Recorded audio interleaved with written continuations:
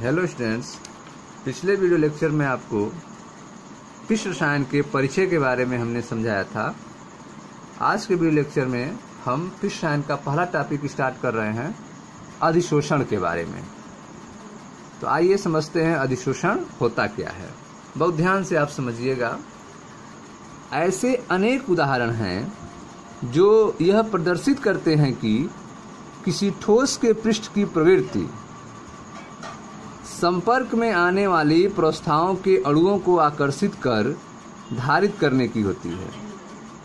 तो आप देख रहे हैं कि अनेक उदाहरण आपको मिल जाएंगे कि किसी भी ठोस की जो सरफेस होता है उसकी यह प्रवृत्ति होती है, उसकी क्षमता होती है, पावर होती है कि उसके संपर्क में जो अणु आते हैं वह उसको अपने ऊपर चिपका लेती है, वह अपने ऊपर धारित कर लेती है, आकर्षित कर लेती है।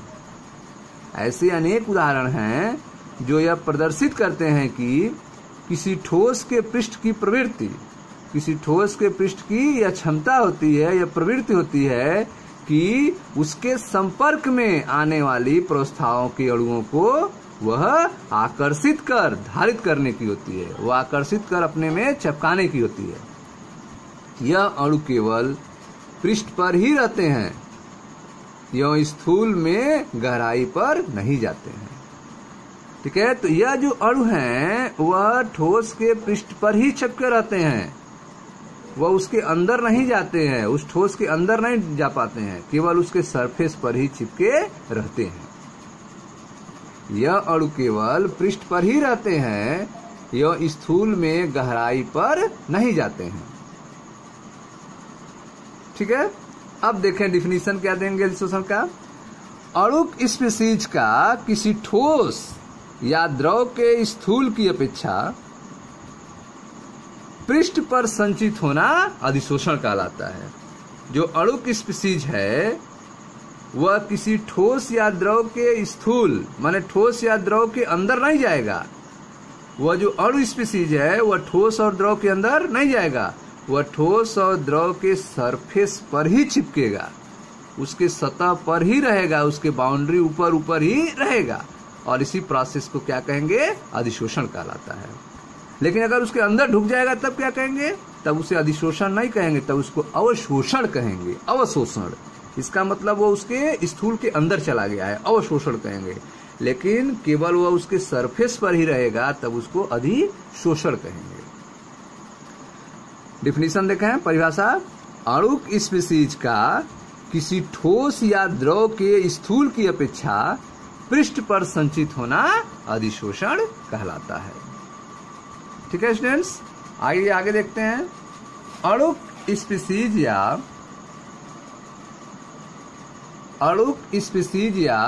पदार्थ जो कि पृष्ठ पर सांद्रित या संचित होता है अधिशोष्य कहलाता है। तो आप देख रहे हैं कि जो सरफेस पे चिपकता है, जो अणुक स्पीशीज या पदार्थ पृष्ठ पर सांद्रित होता है, इकट्ठा होता है, संचित होता है, उन अणुक स्पीशीज या पदार्थ को क्या कहेंगे, अधिशोष्य कहेंगे। अणुक स्पीशीज या पदार्थ जो कि पृष्ठ पर सांद्रित या संचित होता है उनको क्या कहेंगे, अधिशोष्य कहलाता है। वह यह पदार्थ जिसकी पृष्ठ पर अधिशोषण होता है अधिशोषक कहलाता है। तो वह पदार्थ क्या कहलाएगा, जिसके पृष्ठ पर वह चिपकेगा, तो वह पदार्थ कहलाएगा अधिशोषक। तो आप देख रहे हैं कि पदार्थ जो है वह अधिशोषक हो गया, और जो स्पीशीज या और उसके सरफेस पर चिपक रहे थे वे अधिशोष्य हो गए। ठीक है, और यह घटना क्या कहलाएगी, अधिशोषण कहलाएगी, अधिशोषण कहलाएगी। स्पीशीज या पदार्थ जो कि पृष्ठ पर सांद्रित या संचित होता है अधिशोष्य कहलाता है। यह पदार्थ जिसके पृष्ठ पर अधिशोषण होता है वह पदार्थ क्या कहलाता है, अधिशोषक कहलाता है। ठीक है, अधिशोषण निश्चित रूप से पृष्ठीय घटना है। जो अधिशोषण है वह कैसी घटना है, पृष्ठीय घटना है, सरफेस पे होने वाली घटना है। विशेष रूप से बारीक चूर्ण अवस्था में, विशेष रूप से बारीक चूर्ण अवस्था में, पाउडर अवस्था में ठोस जो अधिक पृष्ठ क्षेत्रफल में के होते हैं, विशेष रूप से बारीक चूर्ण अवस्था में ठोस। कोई ठोस हो और वह पाउडर के रूप में हो तो उसका पृष्ठ क्षेत्रफल क्या हो जाएगा? बढ़ जाएगा। उसका सरफेस एरिया क्या हो जाएगा? बढ़ जाएगा। विशेष रूप से बारीक चूर्ण अवस्था में ठोस जो अधिक पृष्ठ क्षेत्रफल के होते हैं, जैसे charcoal, silica gel, alumina gel, मिट्टी, कोलाइड, सूक्ष्म विभाजित धातुएं इत्यादि अच्छे अवशोषक का कार्य करते हैं। ठीक है, तो यह अच्छे अवशोषक हैं। क्यों? क्योंकि इनको जो है आप जब बारीक चूर्ण बनाएंगे तो इनका पृष्ठ क्षेत्रफल क्या हो जाएगा? बढ़ जाएगा। और जब इनका सरफेस एरिया बढ़ जाएगा तो यह ज्यादा पदार्थ को अवशोषक का काम करेंगे, ज्यादा पदार्थ को अपने ऊपर चिपकाने का काम करेंगे। तो अधिशोषण निश्चित रूप से पृष्ठीय घटना है, विशेष रूप से बारीक चूर्ण अवस्था में ठोस जो अधिक पृष्ठ क्षेत्रफल के होते हैं, जैसे charcoal, silica gel, alumina gel, मिट्टी, कोलायड, सूक्ष्म विभाजित धातुओं इत्यादि अच्छे अवशोषक का कार्य करते हैं। ठीक है स्टूडेंट्स, अब देखते हैं अधिशोषण की क्रियाविधि के बारे में। क्रियाविधियों में अधिशोषण क्या होता है? क्रियाविधियों में अधिशोषण, इसको समझते हैं। क्रियाविधियों में अधिशोषण के बारे में देखें। क्रियाविधियों में अधिशोषण, नंबर 1, यदि चूर्णित चारकोल, चारकोल कैसा है? चूर्णित है, पाउडर के रूप में है। तो पाउडर के रूप में रहेगा तो इसका पृष्ठ क्षेत्रफल ज्यादा रहेगा, तो ज्यादा अवशोषक का काम करेगा। यदि चूर्णित चारकोल वाले बंद पात्र में, ठीक है, एक बंद बर्तन है, बंद पात्र है, उसके अंदर क्या है? चूर्णित चारकोल है। बंद पात्र में oxygen, hydrogen, carbon monoxide, chlorine, ammonia या सल्फर डाइऑक्साइड जैसी गैसें ली जाएं तो ऐसा देखा जाता है कि पात्र में गैस का दाब घट जाता है। अगर किसी बर्तन में, बंद पात्र में गैसें हैं, ऑक्सीजन है, हाइड्रोजन है, कार्बन मोनोऑक्साइड है, क्लोरीन है, अमोनिया, सल्फर डाइऑक्साइड है, इस तरह की गैसें अगर किसी बर्तन में हैं और उसमें आप क्या डाले हैं? चूर्णित चारकोल डाले हैं, तो आप देखेंगे कि उस बर्तन में गैस का दाब घट जाता है। उस बर्तन में गैस का दाब घट जाता है। ऐसा क्यों होता है? क्योंकि चूर्णित चारकोल के सतह पर यह गैस के अणु क्या होते हैं? चिपक जाते हैं। और जब गैस के अणु चूर्णित चारकोल की सतह पर चिपक जाएंगे तो बर्तन की दीवार पर टक्कर नहीं दे पाएंगे, जिससे प्रेशर कम हो जाएगा। अगर चूर्णित चारकोल नहीं था तो उस समय गैस के अणु जो है बर्तन की दीवारों पर टकराते थे, जिससे दाब उत्पन्न होता था। लेकिन चूर्णित चारकोल होने के कारण यह गैस जो है चूर्णित चारकोल के सतह पर चिपक जाते हैं, जिससे बर्तन की दीवार पर टकराने वालों की संख्या घट जाती है, जिससे दाब घट जाता है। यदि चूर्णित चारकोल वाले बंद पात्र में oxygen, hydrogen, carbon monoxide, chlorine, ammonia या सल्फर डाइऑक्साइड जैसी गैसें ली जाए तो ऐसा देखा जाता है कि पात्र में गैस का दाब घट जाता है। गैस के अणु चारकोल की सतह पर सांद्रित हो जाते हैं। गैस के जो अणु होते हैं वह चारकोल की सतह पर इकट्ठा हो जाते हैं, सांद्रित हो जाते हैं, अर्थात गैसें सतह पर अधिशोषित हो जाती हैं। अर्थात गैसें क्या होती हैं? चारकोल के सतह पर अधिशोषित हो जाती हैं। ठीक है, आइए सेकंड देखते हैं। एक कार्बनिक रंजक, एक कार्बनिक रंजक है कलर देने वाला। एक कार्बनिक रंजक जैसे मैथिलीन ब्लू, मैथिलीन ब्लू के विलयन में जब जातव चारकोल मिलाकर, जंतु चारकोल, ठीक है, जंतु का पाउडर, हड्डियों का पाउडर ठीक है, तो उसको जातो चारकोल कहेंगे। जलने के बाद जो है हड्डियों को पाउडर के रूप में कन्वर्ट कर देना, जातो चारकोल। एक कार्बनिक रंजक जैसे मेथिलीन ब्लू के विलयन में, मेथिलीन ब्लू के विलयन में जब जातो चारकोल मिलाकर विलयन को अच्छी प्रकार से हिलाया जाता है तो निस्यंद अर्थात क्षणित रंगहीन हो जाता है, क्योंकि रंजक के अणु चारकोल की सतह पर एकत्रित हो जाते हैं अर्थात अधिशोषित हो जाते हैं। अब आप देख रहे हैं यह मेथिलीन ब्लू है, इसका कलर ब्लू है, नीला कलर का यह मेथिलीन ब्लू होता है जो एक कार्बनिक रंजक है। मेथिलीन ब्लू क्या है? एक कार्बनिक रंजक है जिसका कलर नीला है। जब इस मेथिलीन ब्लू के विलयन में आप जंतु चारकोल मिलाते हैं और मिलाने के बाद उसको अच्छी तरह से हिलाते हैं तो यह मेथिलीन ब्लू का जो कलर है, नीला कलर है, वह कलर जो है वह जंतु चारकोल के ऊपर इकट्ठा हो जाता है, जिससे मेथिलीन ब्लू का कलर हट जाता है, गायब हो जाता है, जिससे उसका कलर नीला नहीं रह पाता है।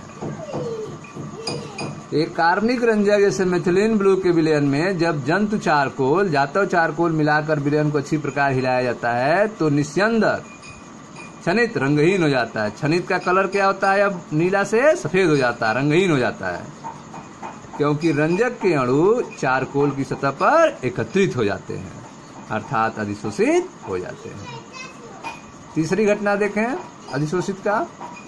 अपरिष्कृत शर्करा, अपरिष्कृत शर्करा के जली विलयन में, ठीक है, अभी शर्करा कैसा है? अपरिष्कृत है, अभी चीनी एकदम सफेद नहीं है, पीला पीला चीनी है, अभी अपरिष्कृत है। अपरिष्कृत शर्करा के जली विलयन को जब जातो चारकोल की परतों पर से प्रवाहित किया जाता है, जातो चारकोल के परतों पर से प्रवाहित किया जाता है तो यह रंगहीन हो जाता है। तो आप देख रहे हैं जो अपरिष्कृत शर्करा है जिसकी अभी एक कलर है, पीला कलर है हल्का, तो जब इसको जातो चारकोल की सतह पर से अपरिष्कृत शर्करा के जली विलयन को आप प्रवाहित कराएंगे तो यह जातो चारकोल जो है उसके कलर को शोषित कर लेगा और शर्करा का कलर रंगहीन हो जाएगा, सफेद हो जाएगा।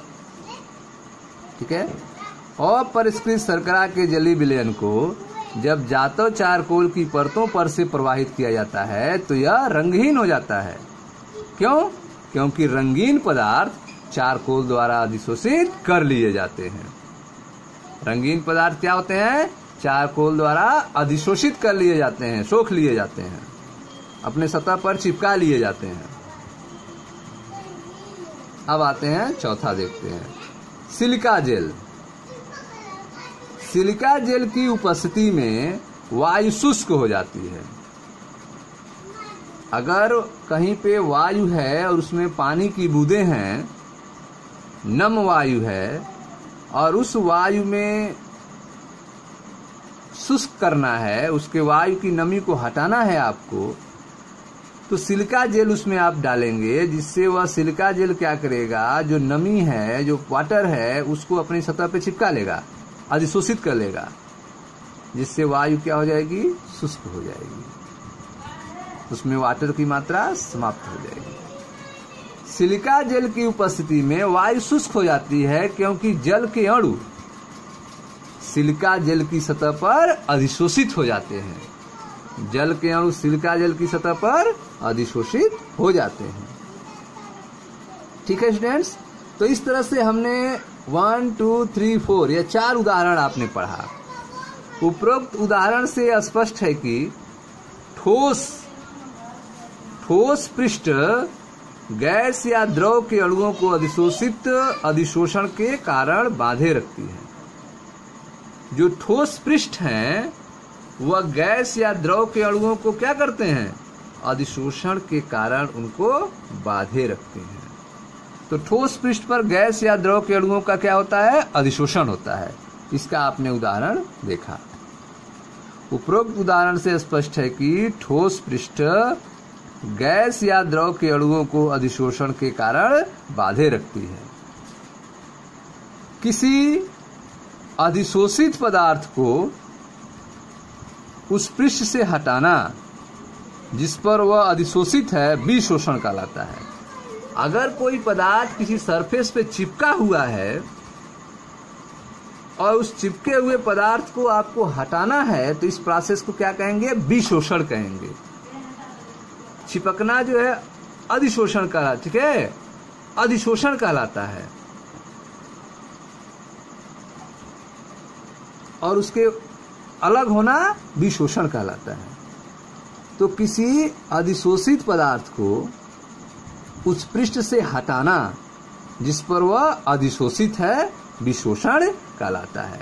तो अधिशोषित पदार्थ को पृष्ठ से हटाना क्या कहलाता है? विशोषण कहलाता है। किसी अधिशोषित पदार्थ को उस पृष्ठ से हटाना जिस पर वह अधिशोषित है क्या कहलाता है? विशोषण कहलाता है। ठीक है स्टूडेंट्स, तो विशोषण क्या होता है यह आपने देखा कि किसी अधिशोषित पदार्थ को उस पृष्ठ से हटाना जिस पर वह अधिशोषित है विशोषण कहलाता है। अब आपको पढ़ना है अधिशोषण और अवशोषण में अंतर। अधिशोषण और अवशोषण में क्या अंतर होता है इसको हम अगले वीडियो में समझते हैं। ओके स्टूडेंट्स, तब तक आप इसको रिवाइज कीजिए। Thank you.